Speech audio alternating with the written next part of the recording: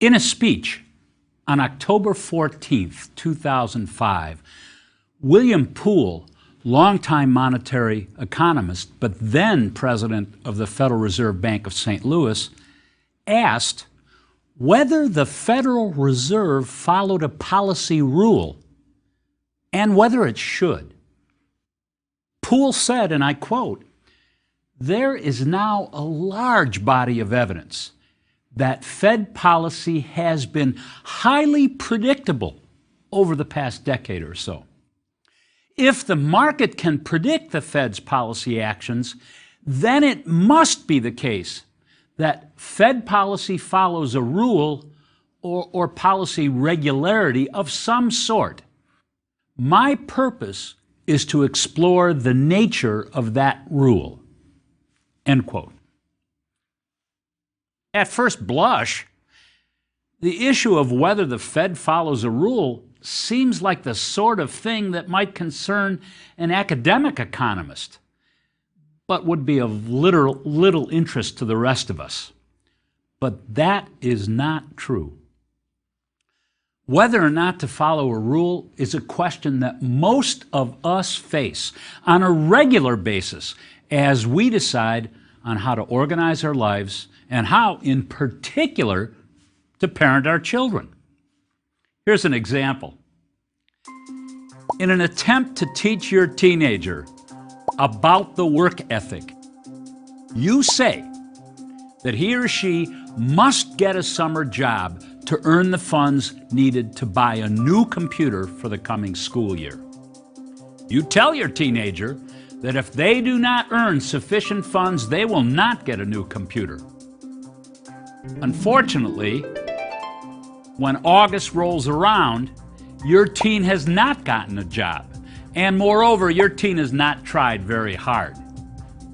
But in August, your teen says to you, "Don't you want me to do well at school this year? If I don't have my own new computer, I will not be able to do as good a job on my assignments." And what do?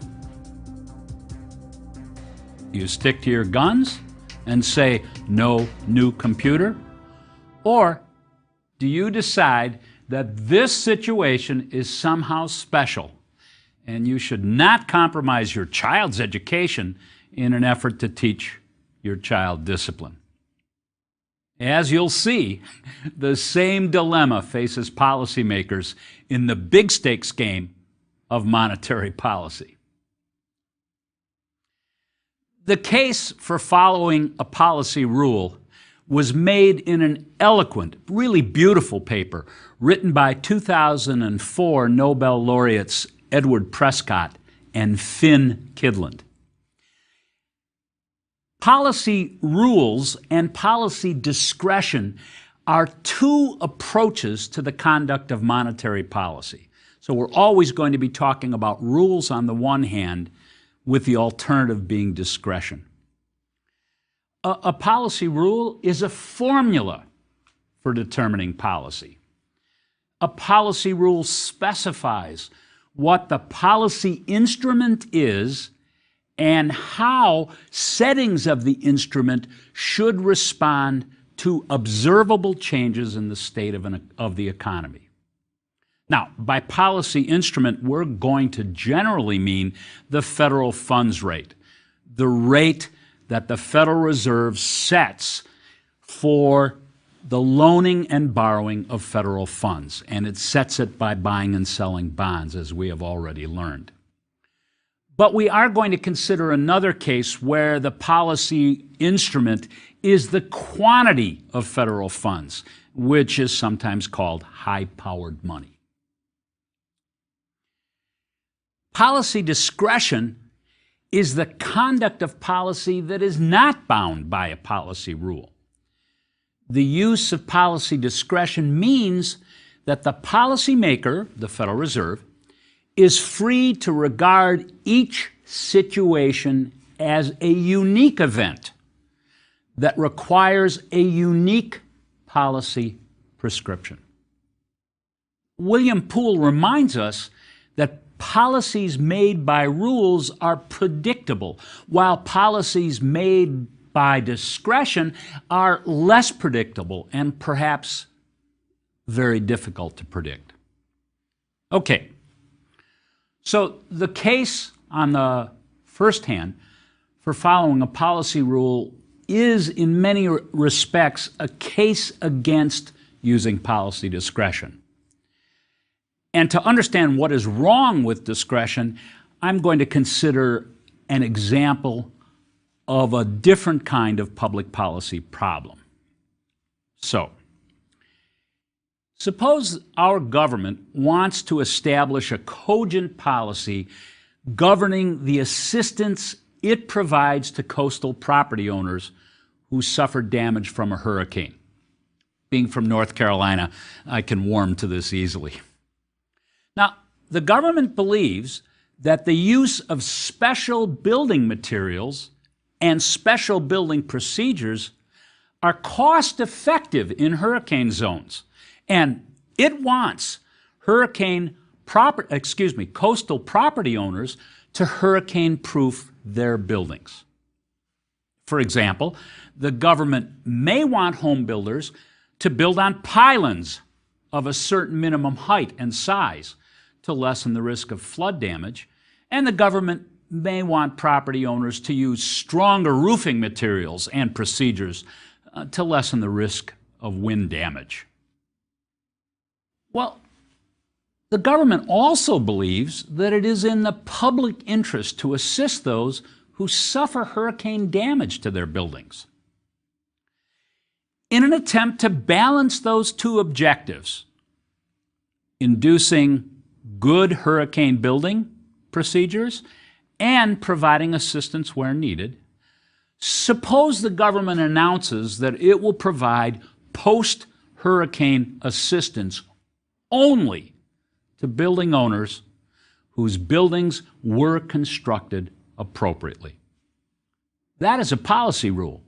The government has announced a policy rule. Suppose now that Hurricane Zelda hits North Carolina with devastating effect. In an outpouring of sympathy, the government suspends its rule and offers assistance to everyone who suffered property damage without regard to the way in which their property was constructed. Why? Well, the government may deviate from its rule because it is sympathetic, genuinely sympathetic to the pain and suffering it observes. Or the government may not want to be embarrassed by reports that it is withholding assistance from needy families. In short, the government decides to use discretion and to treat Zelda as a special case. Now, Kydland and Prescott point out that the use of discretion in a case like this one creates an unintended consequence. Coastal builders and property owners learn from this government decision that if a storm, if a hurricane is really bad, the government will help everyone.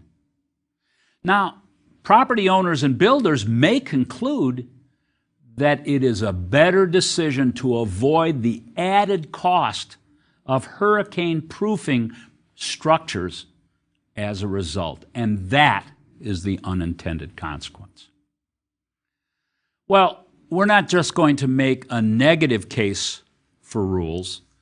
That is, we're not just going to say what's wrong with discretion. I'm also going to talk to you about a positive case, an affirmative case for following a rule.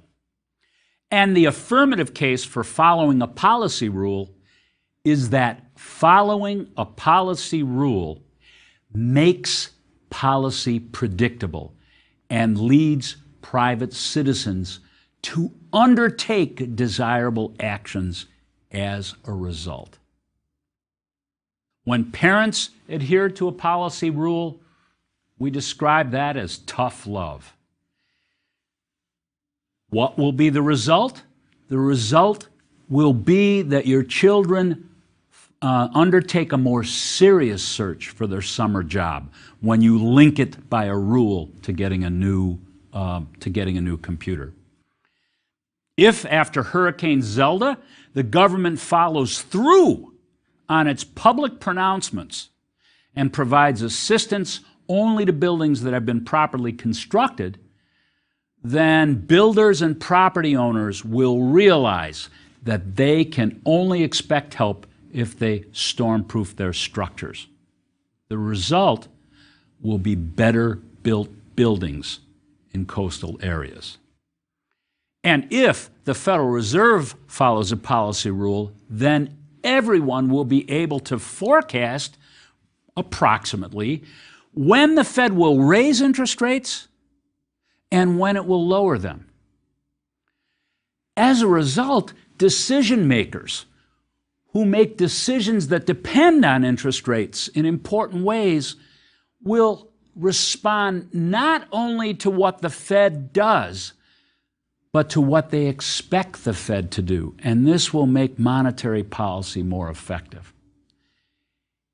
If the Fed follows a policy rule, decision makers will not only look in the rearview mirror for what's happened, but they'll use the rule to forecast what's coming at them down the road. The case for discretion, on the other hand, remember, if you're not following a policy rule, we say you're using discretion. And the case for discretion and against adherence to a policy rule is based on several important considerations. First, the real world is so complicated that it is impossible to construct a rule that will allow for all the important contingencies. Even if it were possible to specify a monetary policy rule that allowed for all the possible contingencies, it's likely that rule would be so complicated that private decision makers would not be able to use it to predict future monetary policy, and therefore we'd lose a lot of the benefit of the rule. Indeed, if the rule were sufficiently complicated, it might be impossible for private agents to even verify that the Federal Reserve was true to the rule. The more complicated the rule, the harder it is to know if it's being followed. Moreover, committing to a policy rule is easy to say and hard to do. How can we commit the Fed? A credible commitment requires what policy analysts call some form of commitment mechanism. One potential mechanism would be to make policymakers take an oath of office in which they pledge to make only those decisions that are provided for by the tough love or monetary policy rule standards. This is not a foolproof solution because, remember, lawmakers could come under pressure to pass legislation that would require policymakers to make an exception. Set their oath aside. Okay, a second potential commitment mechanism would be to build the rule into the Constitution. But that seems far-fetched. Constitutions aren't about day-to-day monetary policy, and it's hard to believe that that would work at all. A third option to create a commitment mechanism would be to insulate policymakers from the political process by providing them with an independent source of funds. Now, while the political pressure might mount, the policymakers would feel more comfortable and more free to follow what they consider to be the rule. I think it's important to consider two specific examples of monetary policy rules so we have an understanding of what we're talking about. The first rule is called a K% rule and was the frequent recommendation of Milton Friedman. Friedman wrote that there were two requirements that were necessary for monetary policy to make the contributions to stability that it was capable of making. First, the Federal Reserve should base its policy rule on some magnitude it could control. And Friedman favored a rule for the growth rate of the money supply. And second, the rule should be one that assured that the Federal Reserve would avoid, quote, sharp swings in policy, end quote.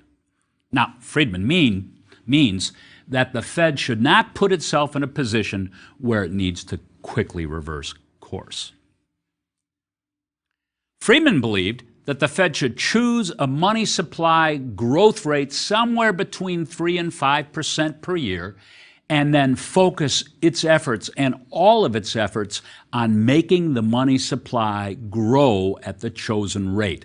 That's not trivial, because the Fed hasn't complete control of the money supply, but Friedman believed that a K% rule with K equal to 3 to 5% would be the best thing that the Fed might do. Now, in his speech, William Poole argued that the Federal Reserve follows, at least approximately, what has come to be called a Taylor rule.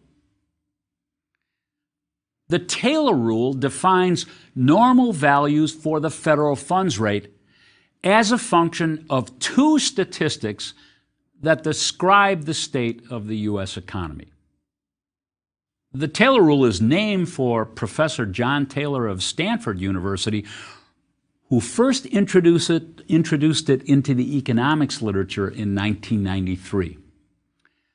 The policy rule that John Taylor argues the Fed should follow and does follow most of the time is summarized by a fairly simple equation.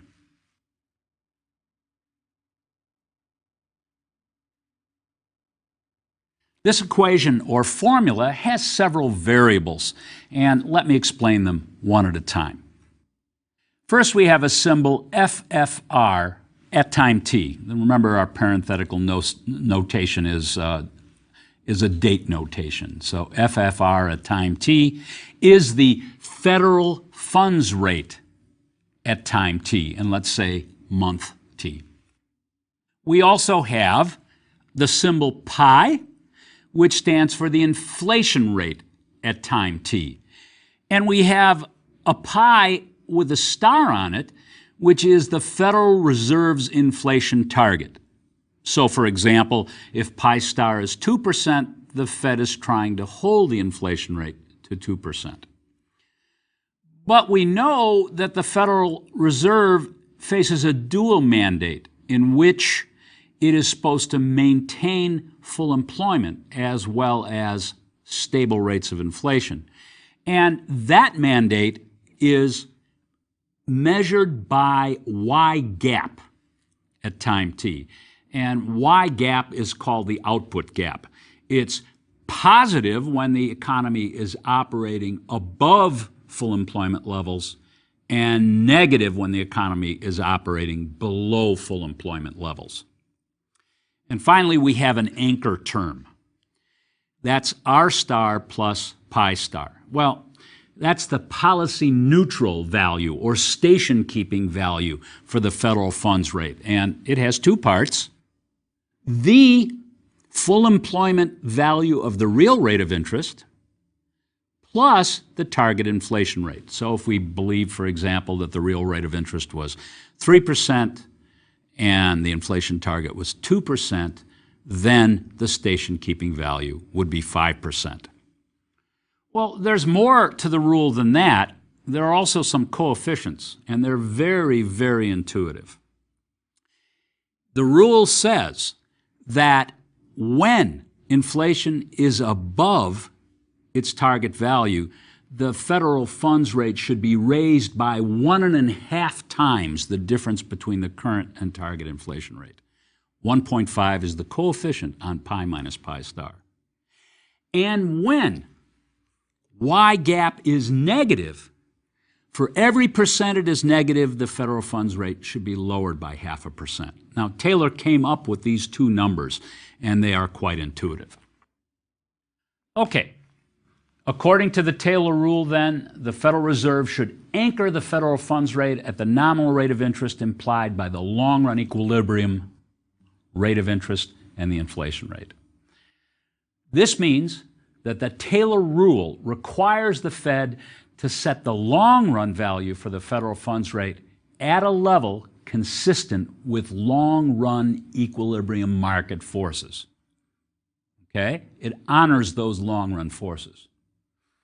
According to the Taylor rule, the Fed should raise the federal funds rate whenever the inflation rate is above its target level. Moreover, it should respond to increases in inflation by raising the federal funds rate by more than the increase in inflation. And as I've said already, Taylor recommended a response rate of 1.5 and warned that a response rate less than 1 would not succeed in damping inflation. According to the Taylor rule, the Fed should raise the federal funds rate when the output gap is positive, that is, when we're operating above our potential, and lower it when the output gap is negative. Now, Taylor defines the output gap to be the percentage deviation between real gross domestic product and a measure that the Fed computes called potential real gross domestic product.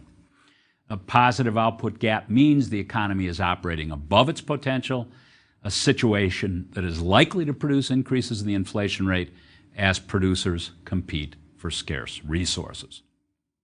And a negative output gap means that the economy is operating below its potential, and that would be a situation that creates unemployment of labor and underutilization of capital.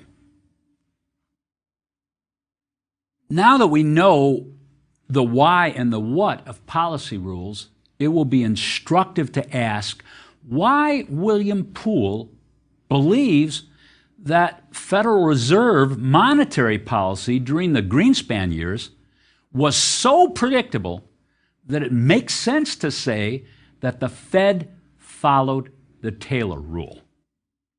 And the answer is contained in the diagram that you're looking at now. That diagram compares the actual federal funds rate, which is the solid line, and that rate observed between 1987 and 2005 with the federal funds rate that would have been prescribed by the Taylor rule. And those are pictured in the dashed lines.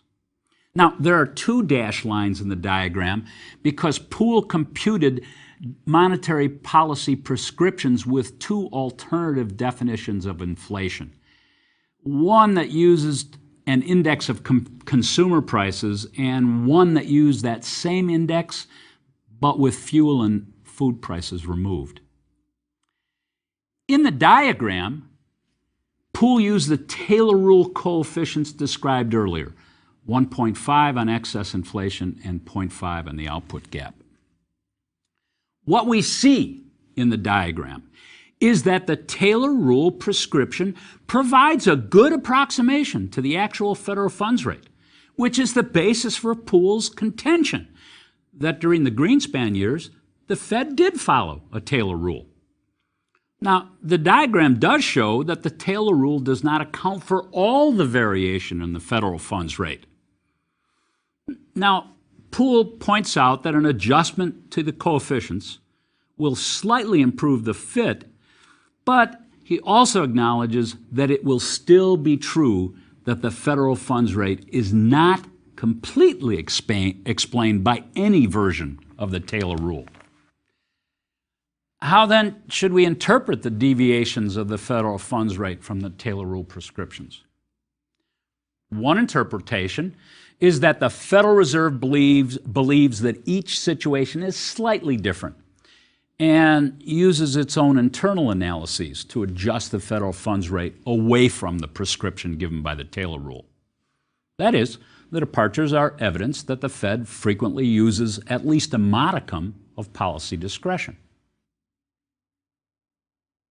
But what would a proponent of discretion say about the Taylor rule and about Poole's suggestion that the Federal Reserve follows a rule. Okay, well, the Taylor rule specifies that the federal funds rate should depend only on recent observations for the inflation rate and for the output gap. Committing to the rule would require the Fed to ignore other data that bear on the state of the economy. Data like the recent behavior of stock market prices and the recent behavior of housing prices. Now, it's generally acknowledged that the Federal Reserve forecasts future economic outcomes and conditions by using very sophisticated models and lots of data that they believe provide a better characterization of economic conditions than can be provided by looking at inflation and output gap data alone. So there's a tension between accurate forecasting of future economic conditions and following a policy rule. Accurate forecasting probably requires the use of a lot of data and of very sophisticated forecasting tools. But obtaining the benefits of a rule, on the other hand, requires that the rule be simple enough for the public to verify that the rule is being followed. Even if the Fed were prepared to choose a target for the federal funds rate based only on inflation and output gap information, one can still imagine many exceptional cases arising. For example, inflation might increase because political unrest in an oil-producing nation led to a higher growth rate in oil prices. Following a rule would mean that the Fed ignored why the inflation rate increased. But discretion would lead the Fed free to decide that the political unrest was a one-time event and that cooling the economy by raising interest rates would not be appropriate. A proponent of discretion would also point out that the Greenspan era did not include a financial crisis as experienced during the Bernanke era. And William Poole himself says quite clearly, and I quote, "The above rules are suspended when necessary to respond to a financial crisis." End quote. But if a rule can be suspended, is it a rule? At the end of the day, economists generally agree that the Federal Reserve does exercise discretion, but has managed in recent years, prior to the subprime crisis, to follow a policy that is sufficiently credible and predictable that private sector agents believe the Fed when it announces a future course of policy. However, at the beginning of 2011, the Fed faced a credibility challenge that is yet to be resolved. Although the Great Recession had officially ended and GDP had begun to grow, labor unemployment remained very high at that time. The Fed, in response, continued to stimulate the economy with both standard and non-standard policies. It continued to keep the federal funds rate at historic lows, 0.25%. And it also continued with its plan to purchase billions of dollars of long maturity securities in order to lower long maturity interest rates. Those plans translated into the creation of many billions of dollars in federal funds. When a critic suggested that the policy was inflationary, Ben Bernanke stated that the Fed could reverse course and soak up the extra federal funds quickly enough to avoid the onset of inflation. Economists who think like Milton Friedman believe that the Fed's actions may rekindle inflation in the U.S. economy.